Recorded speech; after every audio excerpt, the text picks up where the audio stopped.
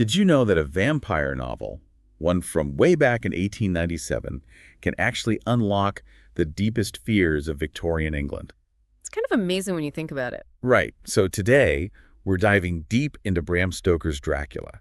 It's this Gothic masterpiece, sure, but it's way more than just, blood and shadows. Oh, absolutely. It's a mirror, really, reflecting a society going through these huge shifts. Totally seismic shifts. Think about it. You've got the dawn of electric light, but people still believed in the supernatural.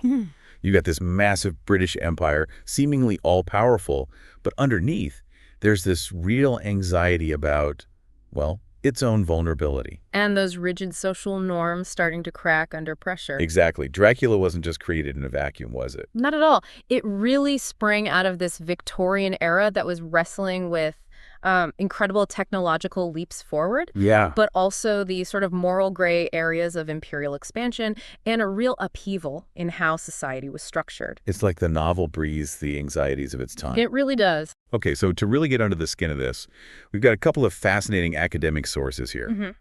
First up is Bram Stoker's Dracula, Fears and Anxieties in the Victorian Society. Basically reads the novel like a cultural seismograph, Picking up the tremors of the late 19th century. Nice analogy. And then we have Dracula and 19th century anxieties, reverse colonization, homosexuality, female sexuality, and madness.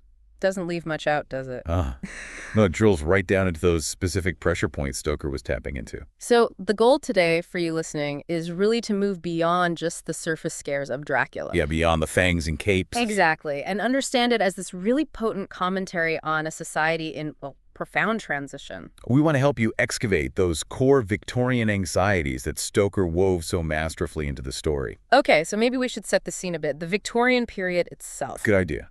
So roughly 1837 to 1901. And one of our sources quotes Houghton saying something like, Never before had men thought of their own time as an era of change from the past to the future. That's the one. Everything just felt like it was in motion, constant change. Precisely. That long shift, Yeah.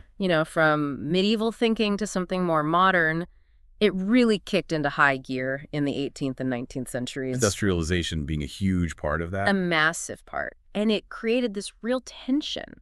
Old ways of thinking, old institutions, they were being challenged by this new social order emerging. So Victorians were kind of caught in the middle. Yeah, living in this sort of in-between space, clinging to tradition maybe, while hurtling towards modernity. Which naturally leads to uncertainty, questioning things. Absolutely. Questioning deeply held beliefs. And it wasn't just about technology, was it? No, the rise of capitalism played a big part too.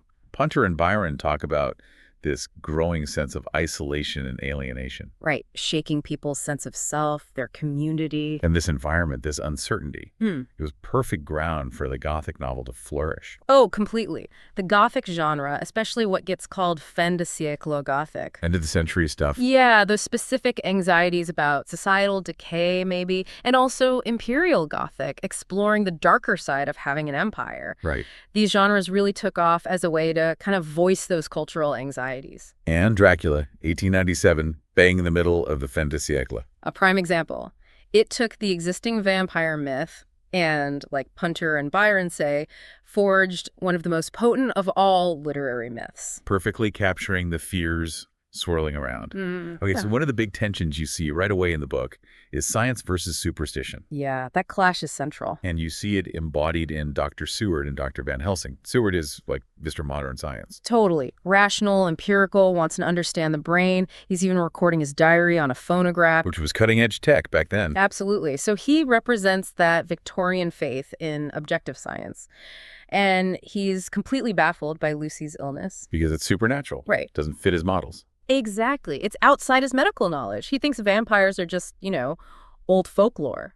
There's that great quote where he sees Van Helsing using garlic. Oh, yeah. He says something like, the professor's actions were certainly odd and not to be found in any pharmacopoeia. Right. Like, this isn't in the medical textbooks. He even jokes Van Helsing might be using some form of witchcraft. It shows that deep skepticism in the scientific mind of the time. But then you have Van Helsing. And he's got all the letters after his name. Yeah. MD, DPH, DLit. Et cetera, et cetera. Yeah, he's got the credentials. Huge intellectual authority. But he also has this deep knowledge of vampire lore, the old ways to fight them. He straddles both worlds. He's the bridge. Hmm. He tells Harker, doesn't he, that Seward and the others are just too prejudiced by their science? They can't see beyond it. Right. Van Helsing gets that there are forces science hasn't grasped yet. He asks, do you not think that there are things which you cannot understand and yet which are? Suggesting there were limits to what science knew then? A certain humility, maybe? And it's Van Helsing's mix, the science and the folklore, that actually works against Dracula. It's fascinating, too, that he's Dutch, an outsider in England. Yeah, positioned as the one who can navigate both these realms, the modern scientific and the ancient folkloric. And what's also cool is how Stoker weaves technology into the fight. Right. The phonographs, Kodak cameras, telegraphs. They're using all the latest gadgets against this ancient evil. Senf points out this Victorian enthusiasm for tech was huge. And Stoker integrates it right into the Gothic plot. Clever. Okay, should we pivot to that fear of the foreign? Reverse colonization? Yes, let's. Because Victorian Britain, it's this massive global empire. Top dog. And they often saw their expansion as this civilizing mission, didn't they? Yeah, often with a pretty condescending view of other cultures, which Stoker reflects, actually, in how he depicts the Asconi as uncivilized. But underneath that imperial confidence, there was this nagging anxiety. About the empire's stability. Exactly. This idea of reverse colonization. The fear that foreigners could infiltrate Britain and weaken it from within. And Count Dracula becomes the ultimate symbol of that fear.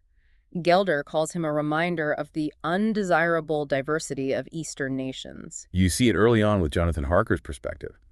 He's a bit prejudiced, isn't he? Complaining about the trains being late in Eastern Europe. And he notes all the different nationalities in Transylvania with a kind of unease. And that unease ties into the fear that this diversity could actually be a weakness, could dilute British power.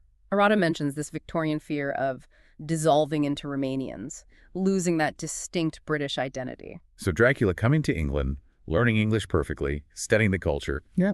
It's not assimilation they fear. No, it's conquest. Subtle conquest from the inside. That vision Harker has of Dracula in London creating this new and ever-widening circle of semi-demons. Yeah. It's chilling. Really captures that fear of an unstoppable foreign influence in the heart of the empire. And it's interesting, again, that Van Helsing, leading the fight against this foreign threat, is himself foreign. Dutch. Maybe symbolizing experience in resisting foreign threats. Could be. Okay, let's wade into some more complex territory now. Sexuality, homosexuality, and blood. Right. Blood is huge in Dracula. It's not just liquid. It means passion, death, identity, family. Dracula himself says blood is too precious a thing in these days of dishonorable peace. Gives it weight. And Stoker uses it so cleverly to tap into these really sensitive Victorian anxieties about sex and the body. Like that whole 19th century theory, spermatic economy. Yeah, the idea linking semen directly to blood, to a man's life force. Yeah. So exchanging blood becomes this intense metaphor for, well, for sex. Transferring vitality, identity. Exactly. So when Lucy Westerall is losing all that blood... It could symbolize her indulging in forbidden pleasures during her sleepwalking? That's one reading, yeah. Plus, you have the Victorian taboo against mixing blood with other races, which adds another layer to Dracula's threat. And then the transfusions. Lucy gets blood from all her suitors. Arthur, Seward, Van Helsing, even Quincy Morris. Which becomes this incredibly loaded symbol of sexual exchange. Almost polyandrous in a way. It flips the gender roles, too. Lucy receiving the male life force.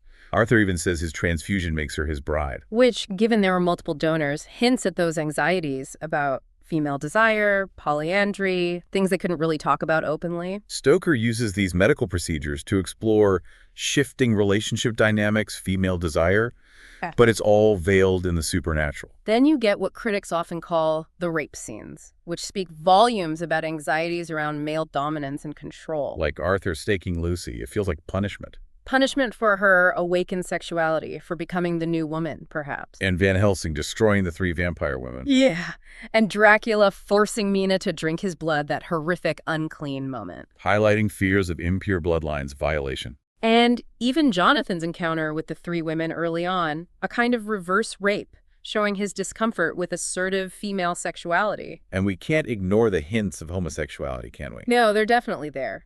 Subtle, but present.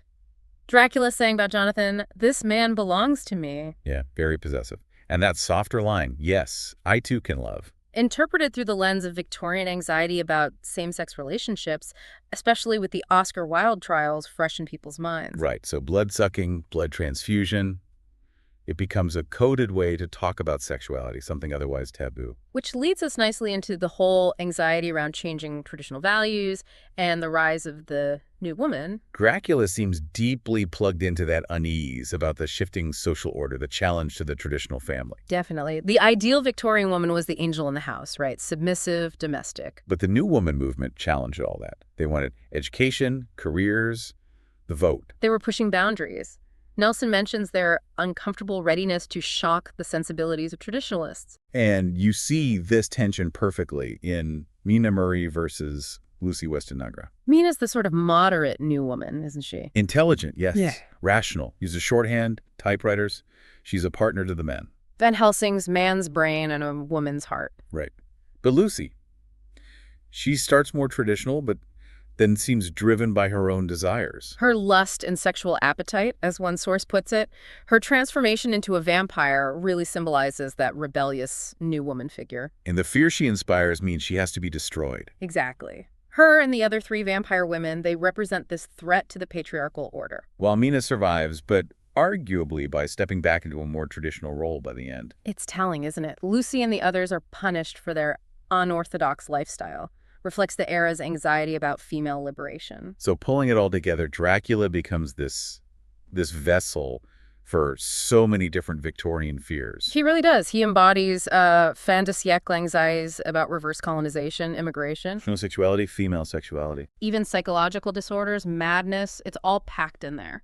And the way this story is told through letters, diaries, gives you all these different viewpoints on those anxieties. Yeah, Jonathan's skepticism, Mina's respectability, Lucy's fall, Van Helsing's mix of science and faith, Seward's medical view. It creates this layered picture. There's also that idea of Dracula as a contagious monster like disease itself. Right. The fight against him echoes 19th century ideas about sanitation, germ theory versus miasma theory. Jonathan and Lucy become carriers of this infection, but with different social consequences. And that fear of reverse colonization keeps cropping up Dracula's ambition to conquer England, his ability to pass in London.